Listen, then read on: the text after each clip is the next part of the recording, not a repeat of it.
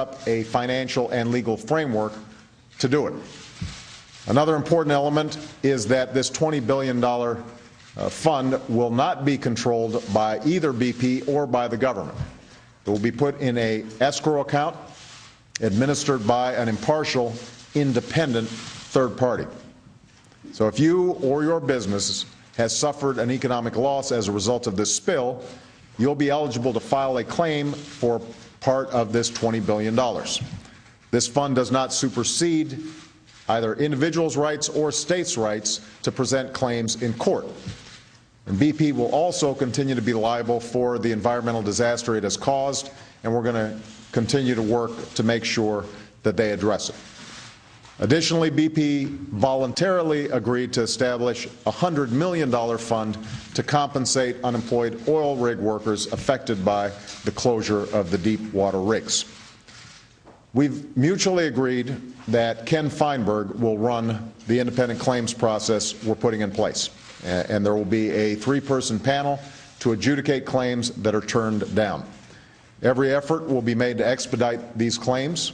Ken has long experience in such matters, including running the fund that compensated the victims of 9/11, and I'm confident he will ensure that claims are administered as quickly, as fairly, and as transparently as possible. Now, BP's liabilities for this spill are significant, and they acknowledge that fact. We will continue to hold BP and all other responsible parties accountable, and I'm absolutely confident BP will be able to meet its obligations to the Gulf Coast and to the American people. BP is a strong and viable company, and it is in all of our interests that it remains so.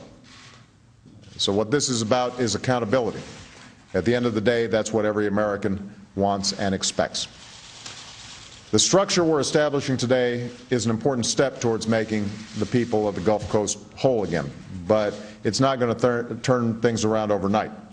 And I want all Americans to know that I will continue to fight each and every day until the oil is contained, until businesses recover, and until the Gulf Coast bounces back from this tragedy, as I know it will.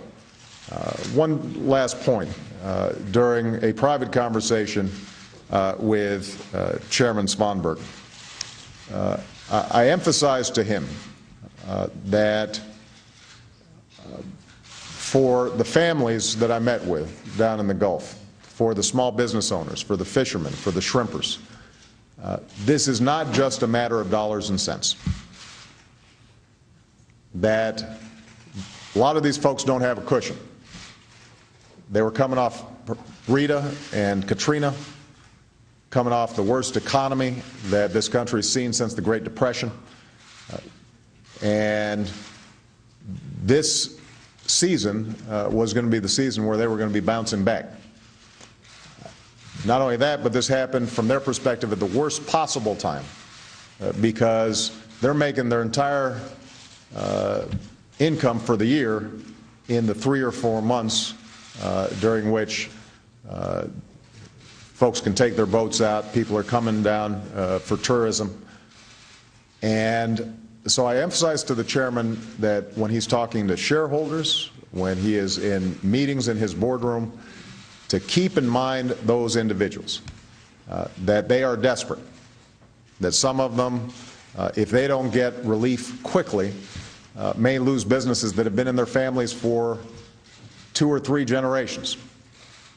And the chairman assured me that he would keep them in mind.